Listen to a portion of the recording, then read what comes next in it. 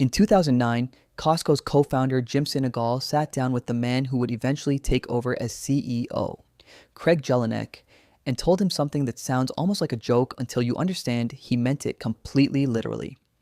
The $1.50 hot dog and soda combo at the food court, a price that had been frozen since 1985, was never allowed to go up. No matter what happened to the cost of beef, no matter what inflation did, no matter how many executives argued the math no longer worked. Sinegal reportedly told Jelinek, half joking and fully serious at the same time, that if he ever raised the price of that hot dog, he would kill him. Jelinek became CEO in 2012. The hot dog combo is still $1.50 today, more than 3.5 decades after it was first set. Through recessions, through supply chain crises, through years where Costco was almost certainly losing money on every single one sold. That single frozen price tag tells you almost everything you need to know about how this company actually makes its money, and it's completely different from how every other retailer on earth operates. Costco isn't trying to make a profit on the hot dog. It was never trying to make a profit on most of what's sitting on those pallets in the warehouse either. The entire retail side of the business, the groceries, the electronics, the giant tub of mixed nuts, exists almost as a loss leader for something else entirely. A second, much smaller, much more boring business running quietly underneath the first one. And that second business is where nearly all of Costco's actual profit comes from. My name is Alex, and I spent a strange amount of time reading retail company earnings calls, which sounds unbearable until you realize Costco's own executives have been remarkably candid for a public company about how their business actually works on record for decades, which makes this one of the easier business models to actually verify rather than speculate about. Here's what we're covering.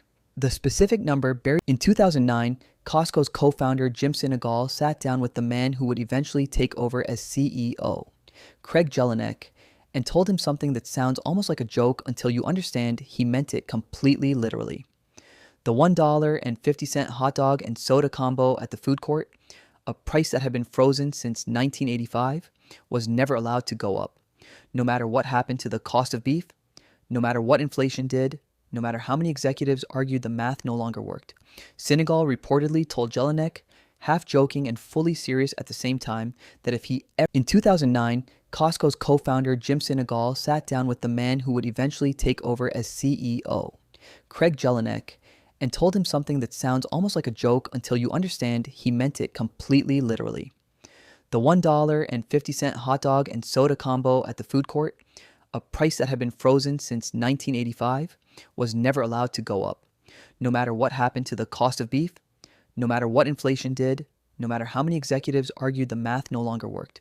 Sinegal reportedly told Jelinek, half joking and fully serious at the same time, that if he ever raised the price of that hot dog, he would kill him. Jelinek became CEO in 2012. The hot dog combo is still $1.50 today, more than 3.5 decades after it was first set.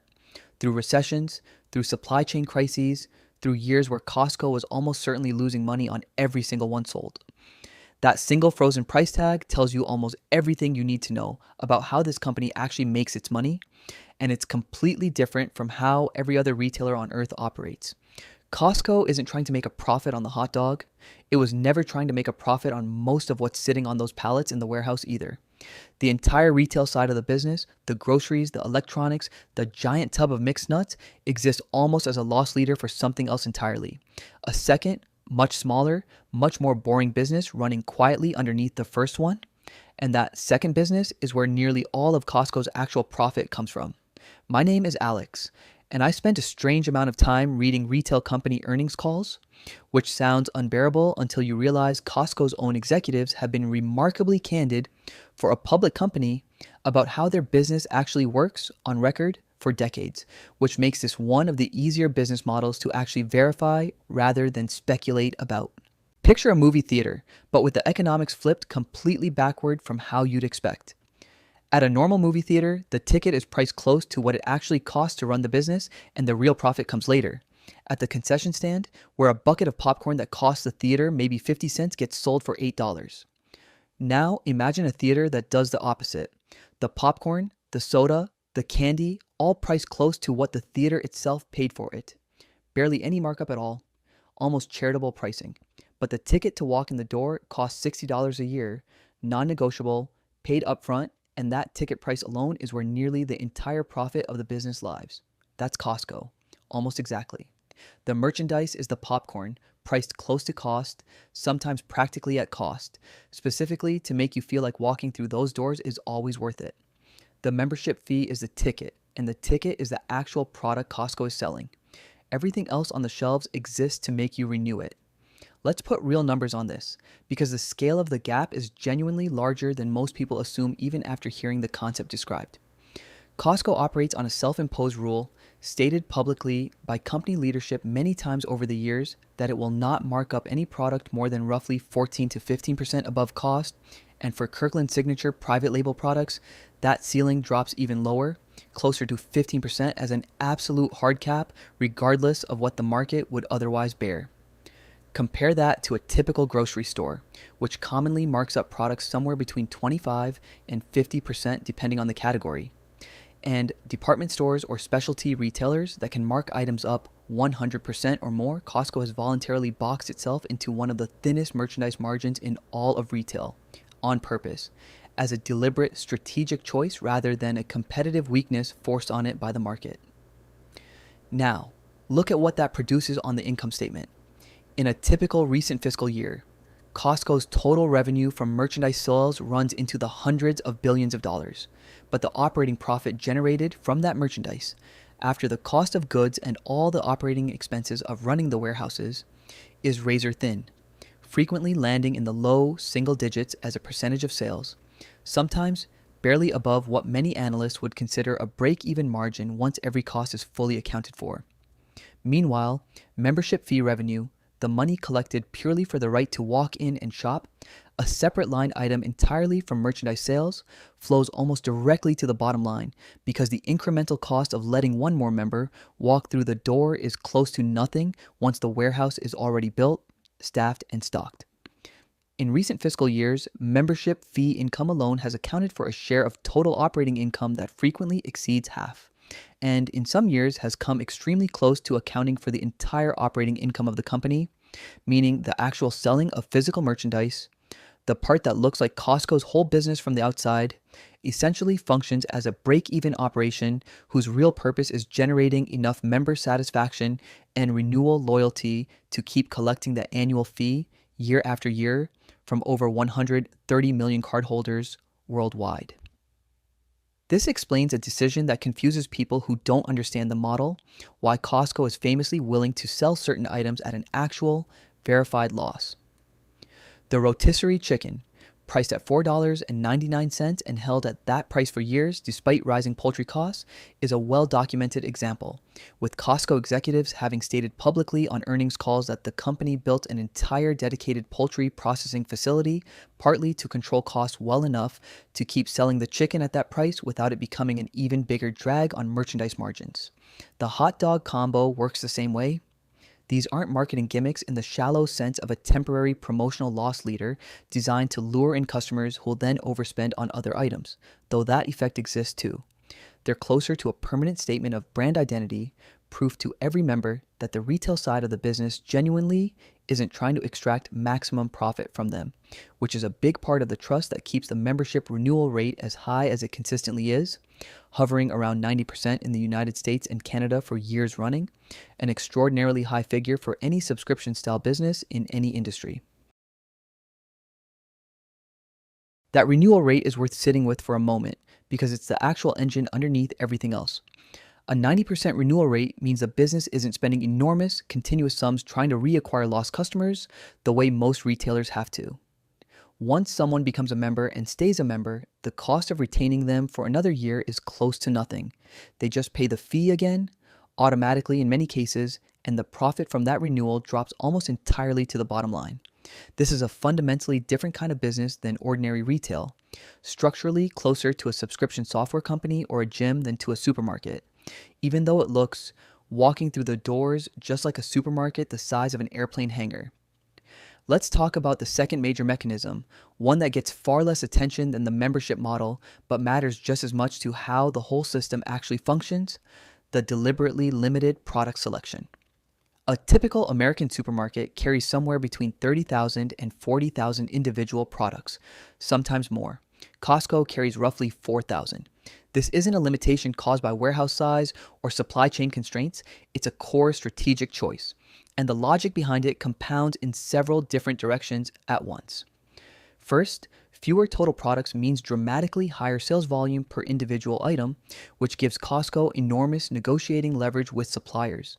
Because committing to move an enormous quantity of one specific product, say one particular brand in size of paper towels, rather than spreading purchasing power thin across a dozen competing paper towel options. Lets Costco negotiate a wholesale cost per unit that a typical retailer splitting the same total spending across many competing brands and sizes simply cannot access. Second, fewer products means faster inventory turnover. Items move off the shelf and get replaced quickly, which reduces the carrying cost of inventory sitting in a warehouse not generating any revenue. And Costco's inventory turnover ratio consistently outperforms most traditional grocery and general retail competitors, partly because of this concentrated selection strategy. Third, and this is the part that gets described in behavioral economics terms, having fewer choices actually increases the likelihood a shopper makes a purchase rather than walking away undecided, a well documented phenomenon sometimes called choice overload or the paradox of choice, where too many options in a category, say 15 different brands of ketchup, can paradoxically make people less likely to buy any of them at all compared to being presented with just two or three curated, pre-vetted options. This concentrated selection also feeds directly into what's often called the treasure hunt effect, one of Costco's most deliberately engineered psychological mechanisms. Alongside the roughly 4,000 core, consistently stocked items, Costco regularly rotates in limited, unpredictable batches of unrelated merchandise, discounted designer luggage, one visit, a pallet of patio furniture the next, a temporary run of a specific electronics deal that vanishes within weeks and might never come back. This isn't disorganization, it's a deliberate strategy borrowed conceptually from off price retailers, designed to create a sense that you might miss something valuable if you don't check back regularly, which increases visit frequency, and increased visit frequency reliably correlates with higher total annual spending per member, and, more importantly, for the underlying business model, higher membership renewal rates. Because a member who visits often and occasionally stumbles onto something they're excited about associates the membership itself with ongoing value, reinforcing the renewal decision months before the actual renewal notice ever arrives. Now, let's talk about something that looks, on the surface, like it should hurt Costco's profitability, but has been repeatedly shown to do the opposite: its wage and labor strategy. Costco has paid warehouse workers meaningfully above the retail industry average for decades, with starting wages and benefits that consistently outpace direct competitors, including Walmart and Sam's Club, Costco's most direct structural competitor, which is itself owned by Walmart. Senegal was explicit about the underlying logic for years, arguing publicly and repeatedly that paying workers well produces a level of employee retention, institutional knowledge, and productivity that more than offsets the higher direct wage cost.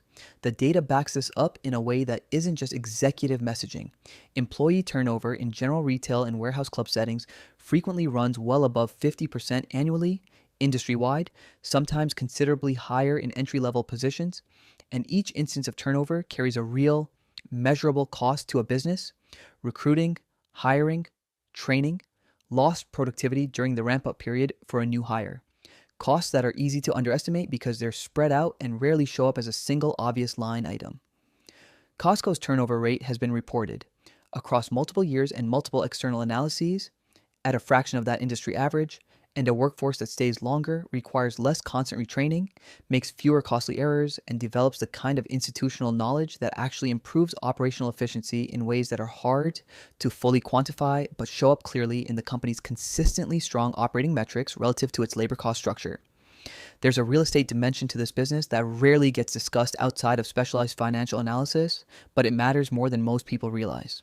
Costco has historically favored owning the land and buildings its warehouses sit on rather than leasing them, a notably different capital strategy than most retailers who typically lease commercial space to preserve capital flexibility. Owning real estate in growing suburban and exurban markets, the specific kind of large footprint High traffic locations Costco tends to select means the company has built up a substantial, mostly unrecognized asset base of appreciating property alongside its retail operations, property that in many cases has increased significantly in value over the decades since acquisition, independent of anything happening in the merchandise or membership business at all. This isn't the primary profit engine. Membership fees still dominate that role by a wide margin, but it functions as a real structural cushion, and it's part of why Costco can afford to run its retail operations at such thin margins for so long. The underlying real estate asset base provides a form of balance sheet stability that a company leasing all its locations wouldn't have access to in the same way. Let's talk about gas stations, because they're another piece of this puzzle that operates on the exact same loss leader logic as the rotisserie chicken and the hot dog, just at a much larger visible scale. Costco gas is reliably priced meaningfully below the market average in most regions it operates in, and the company has been open about the fact that fuel margins are intentionally kept thin, sometimes close to break even after accounting for all the operational costs of running the pumps. The purpose isn't to make money selling gasoline directly, it's to drive consistent, recurring visit frequency. Someone who stops for cheap gas is disproportionately likely to walk into the warehouse itself while they're already there. And every additional visit is another opportunity for incremental merchandise spending and another data point reinforcing that the membership is worth renewing. The gas station functions less like a fuel business and more like an advertisement that happens to also be useful, purely designed to get cars physically parked in the lot as often as possible.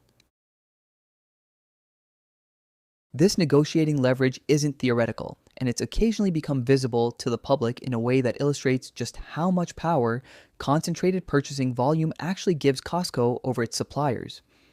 In 2009, Costco briefly stopped stocking Coca-Cola products across a number of its warehouses following a pricing dispute, reportedly over Coca-Cola trying to pass through cost increases that Costco's leadership felt would push retail prices above what the company was willing to charge members. For a company the size of Coca-Cola, one of the most recognized consumer brands on the planet, being pulled from shelves by a single retail chain would ordinarily be a minor inconvenience easily absorbed elsewhere. Instead, the standoff drew real media attention, precisely because it demonstrated something unusual: a retailer willing to walk away entirely from one of the most in-demand products in the world rather than pass an unwanted cost increase onto its members, and confident enough in its own negotiating position to expect the supplier would eventually come back with better terms rather than the other way around. The dispute was resolved within weeks and Coca-Cola products returned to shelves, but the episode became something of a case study in retail circles precisely because it revealed how differently Costco's concentrated, high-volume purchasing model shifts the balance of power compared to a typical retailer juggling relationships with dozens of competing suppliers across a much wider assortment of products. Let's talk about a set of smaller revenue streams that rarely get much attention but round out the full picture of how the company actually makes money beyond the core membership and merchandise model. Costco Travel, Costco Auto Program, and a range of insurance and financial services offered through third-party partners and referral arrangements all generate additional revenue with minimal capital investment or operational overhead from Costco itself, since Costco is largely acting as a high-volume referral channel rather than directly bearing the operational risk of running a travel agency or an insurance underwriter. A member booking a vacation package through Costco Travel or getting a car through the Costco Auto Program is still functionally generating incremental value for Costco through referral fees and partner arrangements, layered on top of an experience the company frames, correctly from the member's perspective, as another membership benefit rather than a separate profit center. None of these ancillary businesses individually move the needle the way membership fees do, but collectively they reinforce the same underlying strategy running through the entire company, find ways to deliver genuine value to members that reinforces the renewal decision, while capturing additional revenue streams that require comparatively little additional capital or risk exposure from Costco directly. The executive membership tier is also worth a closer look on its own terms because it's a smaller but instructive example of the same psychology playing out at a higher price point. For a higher annual fee, executive members receive a 2% reward on qualifying purchases, capped at a maximum annual amount, paid out once a year as a reward certificate redeemable in warehouse. On the surface, this looks like Costco simply giving money back to its best customers, and to some extent, it is exactly that. But the deeper effect is a powerful behavioral lock-in mechanism, because a member sitting on an accumulated reward balance has a strong incentive to keep shopping at Costco specifically to use up that balance before it expires, and a member who has upgraded to the executive tier is statistically far more likely to renew year over year than a standard member, since walking away means forfeiting a benefit they've already started accumulating toward. Costco has been transparent that executive members represent a disproportionate and growing share of total membership fee revenue and total merchandise spending, meaning the higher tier isn't just a modest additional revenue stream, it's actively been engineered, deliberately, to convert the most valuable segment of the existing customer base into the most loyal and highest spending one as well. Now, let's talk about Kirkland Signature, because it's one of the most misunderstood parts of this entire business model. Most shoppers assume it functions like a typical store brand, a cheaper, lower quality alternative sitting next to the name brand on the shelf, there to give budget-conscious customers a lower cost option. That's not really how it works at Costco. Kirkland Signature products are frequently manufactured by the exact same companies that make the well-known national brand equivalent, sometimes on the same production lines, under contractual arrangements that are rarely publicly disclosed but have been reported and confirmed across numerous specific product categories over the years through industry reporting and, occasionally, through supplier lawsuits that inadvertently revealed manufacturing relationships. The batteries are frequently understood within the industry to come from a major national battery manufacturer. Certain Kirkland Signature clothing items have been traced to well-known apparel manufacturers producing nearly identical products under their own label at a higher price point elsewhere. This matters enormously for the profit structure because Kirkland Signature products, while priced lower to the consumer than the equivalent national brand, still carry a meaningfully higher margin for Costco than the name brand version does, since Costco isn't paying for the national brand's marketing budget, packaging design costs, or brand premium, just the actual physical product itself, manufactured to a specification Costco controls directly. Kirkland Signature now accounts for close to a third of Costco's total annual sales, and because those sales carry better margins than the equivalent name brand merchandise while still technically complying with the 15% markup ceiling applied to private label goods, the growth of Kirkland Signature as a share of total sales has been a quiet, steady contributor to overall company profitability that gets far less attention than the membership fee model, despite being deeply intertwined with it. Let me walk through a concrete scenario that shows how all of these pieces work together for an actual shopper, because the abstraction doesn't fully capture how the psychology and the economics reinforce each other in practice. A household we'll call the Chens pays $65 a year for a standard Costco membership.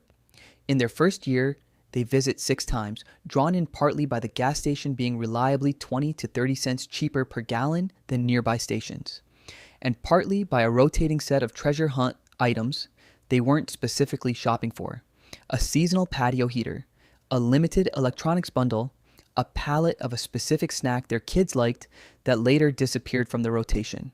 Their total annual merchandise spending comes to roughly $4,200.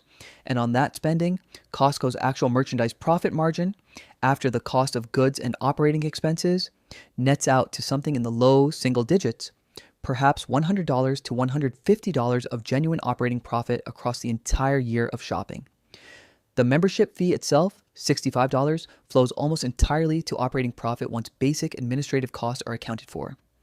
In other words, the membership fee alone likely generated more pure profit for Costco than the Chen's entire year of merchandise spending combined, despite the spending being 65 times larger in raw dollar terms. This is the mechanism in miniature, playing out in a single household's shopping habits, completely invisible to the Chens themselves, who would describe their relationship with Costco purely in terms of the good deals they found on groceries and gas. Now, compare that to a different kind of customer, a small business owner we'll call Devin, who runs a catering company and holds a Costco business membership specifically to buy wholesale adjacent quantities of food and supplies for resale. Devin's annual merchandise spending runs well over $60,000, buying in volumes far beyond typical household consumption, and at Costco's thin merchandise margins, the actual operating profit Costco earns from Devin's enormous spending is still proportionally similar to what it earns from any other member, a small single-digit percentage.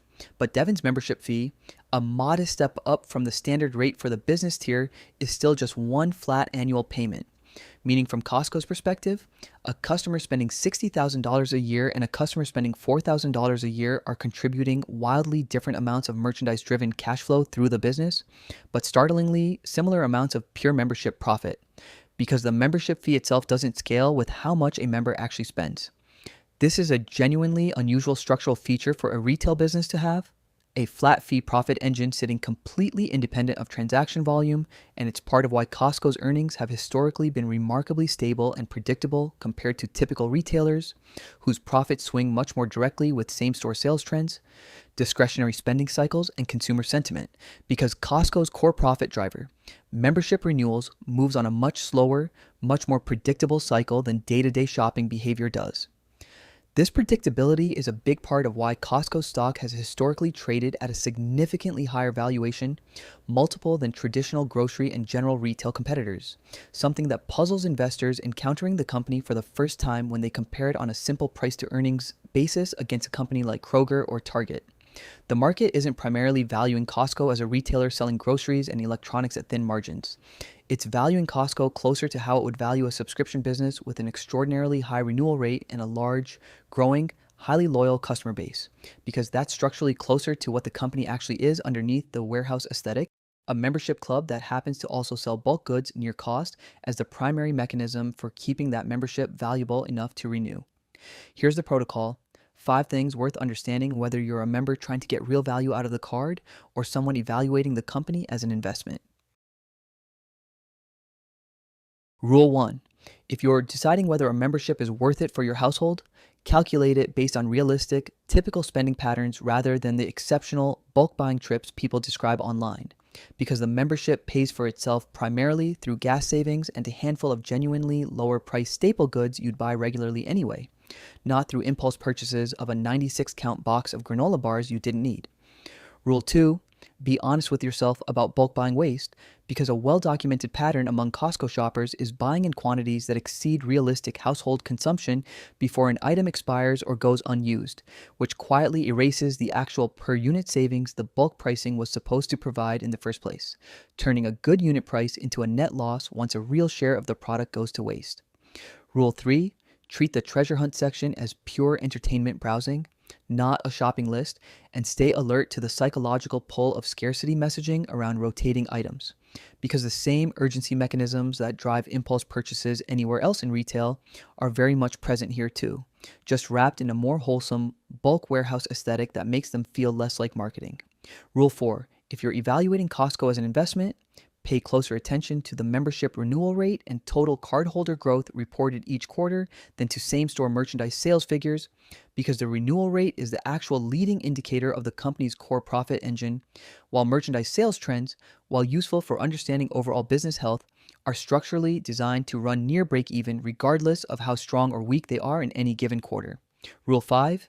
Understand that Kirkland signature products are frequently, though not universally, manufactured to a comparable or identical standard as the name brand product they're positioned against, which means defaulting to the name brand out of an assumption that store brand automatically means lower quality is often leaving real savings on the table for no actual quality benefit in return. One reframe matters more than the rest here. Costco isn't a grocery store that happens to charge a membership fee as a minor add-on to its main business. It's a membership business that happens to operate a grocery store, and nearly every strategic decision the company makes, the razor-thin merchandise margins, the deliberately limited product selection, the above-market wages, the loss leader hot dog and rotisserie chicken, all trace back to a single underlying goal: keeping that renewal rate as close to 100% as possible, year after year, because that renewal is where almost the entire profit of the company actually lives. Once you see the business this way, every seemingly generous, almost self-defeating pricing decision Costco makes stops looking like corporate charity and starts looking like exactly what it is: a very deliberate, very profitable long-term strategy that just happens to feel, from the customer side of the counter, like getting a genuinely good deal. It's fair to acknowledge this model carries its own specific fragility, even though it has held up remarkably well for decades.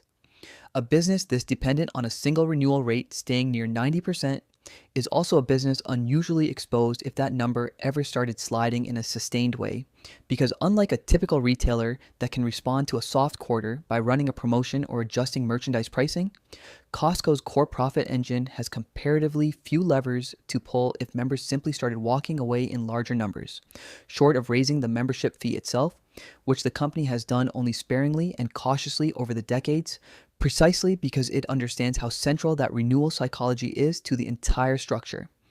The same discipline that makes this business so consistent, refusing to raise the hot dog price, refusing to chase higher merchandise margins even when the market would likely bear it, is also what protects the renewal rate that everything else depends on, which means the company's greatest strength and its single largest point of structural risk.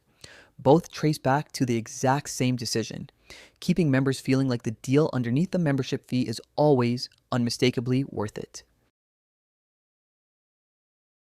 3 takeaways. 1. Membership fees, not merchandise sales, generate the overwhelming majority of Costco's actual operating profit, which is why the company is willing to sell items like the $1.50 hot dog and $4.99 rotisserie chicken at, or near an outright loss for decades at a time.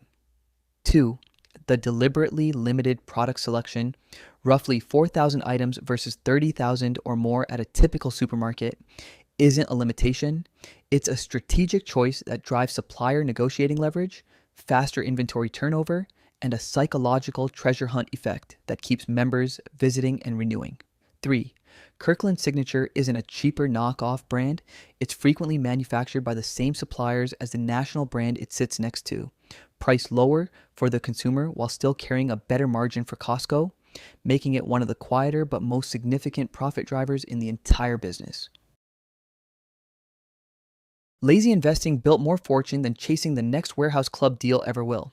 The people who actually get the most value out of this company, whether as a shopper or as an investor, aren't the ones impressed by the biggest discount on any single item.